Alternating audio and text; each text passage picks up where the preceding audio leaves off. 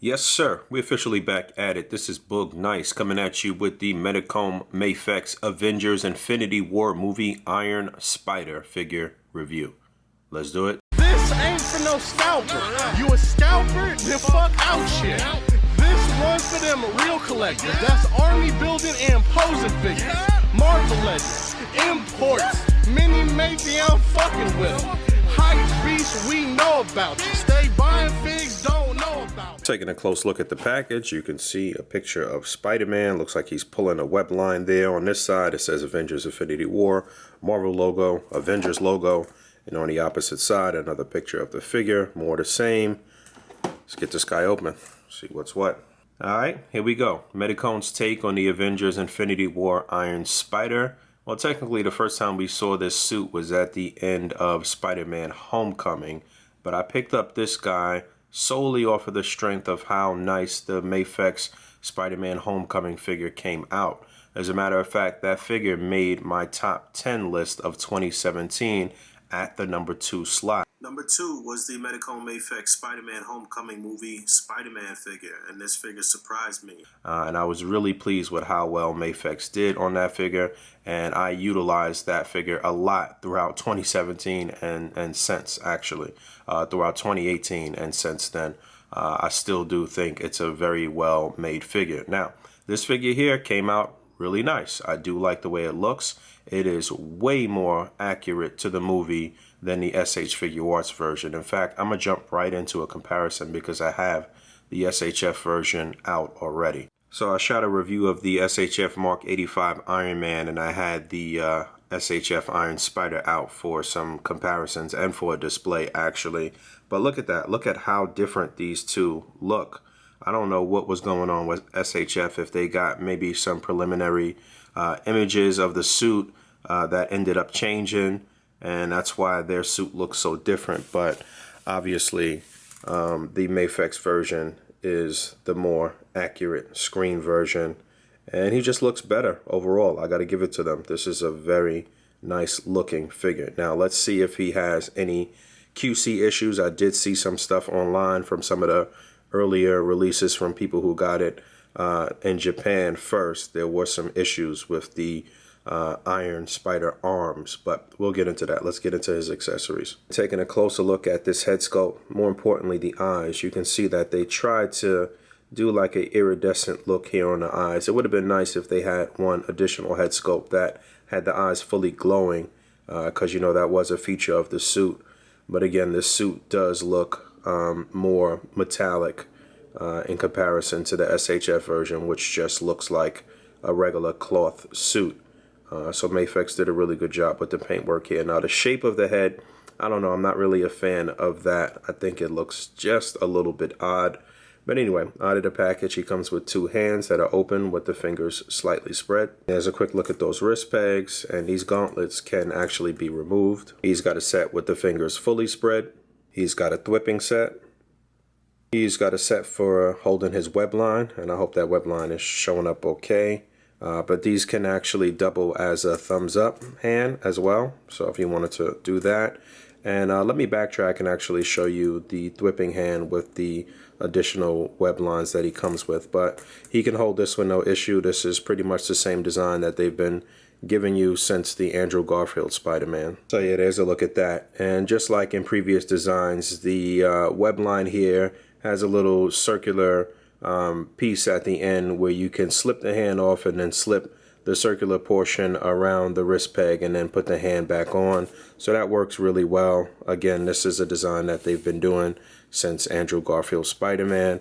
No issues there. But I will say that swapping the web line, this one onto the left hand, I realized that this arm was popping out of the socket. So regular Mafex antics, not broken. I don't feel like there's any issue there, but if you push this to the limit in any one way that it's not supposed to be pushed, then it may come out there. Again, not broken, fine. I'm okay with that so far. But he's packed in with 2 thwipping lines, 2 long ones like this, 2 shorter ones, and 2 swinging lines that are the same length. And I'm sure you can use any of the other ones that you got with any of the previous Mafex Spider-Mans on this particular version as well. And then his final set of regular hands are 2 fists. And I say regular hands because he is also packed in with a set of hands and feet that are magnetized. And again, this is something that they've been doing since the very first Spider-Man that they've put out. So swapping on all the hands was no issue. I am always a little nervous about the wrist pegs with Mafex. I haven't had an issue just yet, but you do need to be very cautious with these gauntlets as you're swapping the hands on and off. They tend to get in the way and sort of slip forward like they want to come off the wrist. So again, just be cautious. And I know that putting on the feet, the magnetized feet, can be a pain in the ass because you have to pull them off at an angle and put them on at an angle. So I'll do that off camera and get these on and show you how that looks. Well, slipping off the feet was really easy, but you can see how those pegs are sort of angled. That was actually pretty painless in the past. That has been really annoying. So yeah, that looks good, and I'll test these out. And actually, before I do that, I'll swap on the additional heads that he comes with. So that first head, you saw the eyes were pretty wide, and then he comes with this head where the eyes are squinted a bit. And then he's packed in with one additional head, which is an unmasked head, and you have to pop off the head and neck to apply that one. And I want to give you a look at the full body with the head on so you can see how disproportionate it is. I think the head is a little large, and just looking at it right here, just eyeing it here, I think that it's probably larger than the previous head that they released. But taking a close look at the details, I feel like the promo images looked better and that they were promising something much better than the original version, and that this one is just okay. It's not terrible. There is obviously some decent likeness there, but I'm not like super excited about this. It's not over the moon good. And there's the two side by side. You can see they're about the same size. It's just that, you know, there's a little additional sculpting on the Iron Spider to make it look like the Iron Spider, I suppose. But it looks like they're utilizing the same articulation scheme. But yeah, I do think that the newer unmasked head is a little larger. It definitely is. And my issue with the tech suit unmasked head was that it looked like he had jaundice. It wasn't like a natural sort of skin tone, and I see that that's what they tried to go for here on the Iron Spider version, but he still looks a little pasty. I still feel like the details right in the center of the face on the tech suit version are a little better. So yeah, I'm not really feeling either. There's that. That's the tech suit version on the Iron Spider, which again I think is better proportion, but the skin tone is not that great. Quick look at the two mask versions side by side. And I got a little sidetracked, so let's backtrack. There he is utilizing the magnetized hands and feet. This is the old Amazing Spider-Man Andrew Garfield deluxe version wall, basically. So he's on there with no issues. Obviously you can finesse this how you see fit and use this as a ceiling or put him on there however you want. He can actually do, the magnets are strong, so you can do, you know, just one hand on and swap out this hand for one of the non-magnetized hands or do whatever you want there. So that works with no issues. It looks good. And then his very final accessory, aside from a stand, all Mafex figures come with a stand. I always say that, but I never show it. Is this back plate that has the articulated Iron Spider arms on here. So the back plate on the figure actually comes off, and then you just attach this, which is an interesting design. We'll see how that works, if I like that or not. But yeah, I have seen some issues with these arms. Hopefully I don't have an issue. I'm pretty sure this is supposed to rotate and hinge here and hinge at pretty much every point.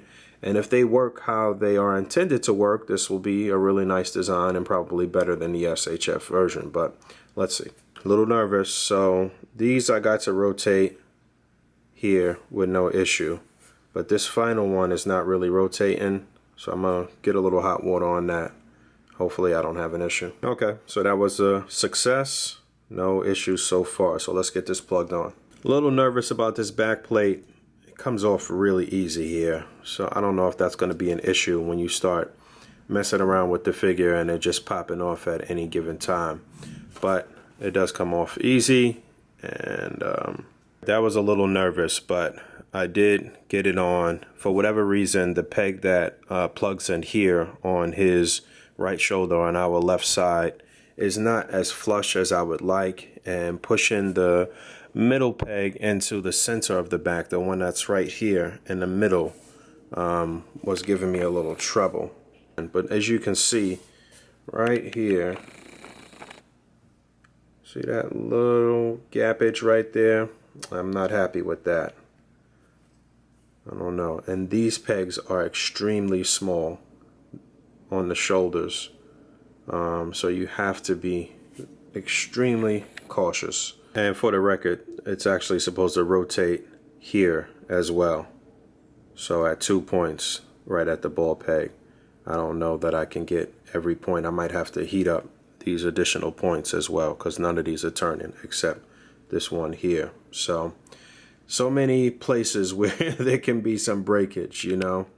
I am cautiously optimistic about these, and they can be removed. So I'm discovering something every moment about these. All right, so yeah, you can remove it, but way more basic design on the SHF version as far as the how it attaches, the articulation, and the look of them. But I do feel they are more reliable and more sturdy, although the Mafex version does look really cool. Don't get me wrong, the arms on the SHF version are still delicate, but overall I feel a little more comfortable bending and posing and moving around the SHF version. I just feel like I need to be a bit more cautious with Mafex, but I do like the Mafex version over the SHF. There's no question about that. Let's go over the full articulation with everything on, if I can get everything on. Okay, so head and neck are separate, so you do get a very good range of motion on the head and neck. You saw that neck peg, how it's curved, which gives you a bit more articulation in the head. So you can get all of those poses where he's stuck to walls and looking down, or swinging and looking up. No issues at all with the head and neck. Shoulders are going to come up very far. Look at that. You can actually do a full 360. There's a nice, great, deep butterfly joint here in the shoulder, which works really, really well. I'm sure you can get his arms folded and do all types of things with the arms. The shoulder does rotate at that joint, and you still do get an upper bicep swivel. You get a double jointed elbow, which is really deep. You get a hinge and a swivel on the wrist. You do get upper torso articulation as well as abdominal articulation, so you can get them down really far forward and really far back as well. I guess this is a T-joint at the pelvis, so the legs will come up really far. You can see that double barbell joint in there, which allows you to give him a really good split as well. You do get upper thigh rotation, double jointed knee. There is a hinge, a swivel, and a deep ankle pivot, as well as a toe joint. So very good articulation. The previous version was really well articulated. And then you saw how the arms articulate here. They rotate at 2 points. They hinge at every point. A few quick size comparisons. On the left, we have the Amazing Spider-Man Andrew Garfield Spider-Man. This looks awful. You can see how far Mafex has come as far as sculpt and detail and design and everything. That just looks really bad. Now, when you pose this figure up, he doesn't look as bad, but there in a vanilla stance, those bowl joints at the hips, terrible. All right. Then in the middle, the Iron Spider, and on the far right, the comic version, the Mafex comic Spider-Man. So obviously they have been getting better and better. And then there's the Marvel Legends Power and Glory Captain America on the left, and the SH Figuarts Mark 85 Iron Man on the right. So I think those actually match up pretty well. I think Mafex did a good job of doing a kid's body with Spider-Man here. I'm really surprised that Mafex hasn't taken a crack at any of the Iron Mans to match up with all of these Spider-Mans they've been doing. And the damn toys Assaulter and the SHF Thanos. Solid offer in here from Mafex. Despite my apprehension with these arms or with that whole apparatus, I still do think this is a good figure from from Mafex, and I do recommend that you try to pick it up if it's not too expensive. So thanks for hanging out. As always, rate, comment, and subscribe. Hit the bell down there, and until next time, peace.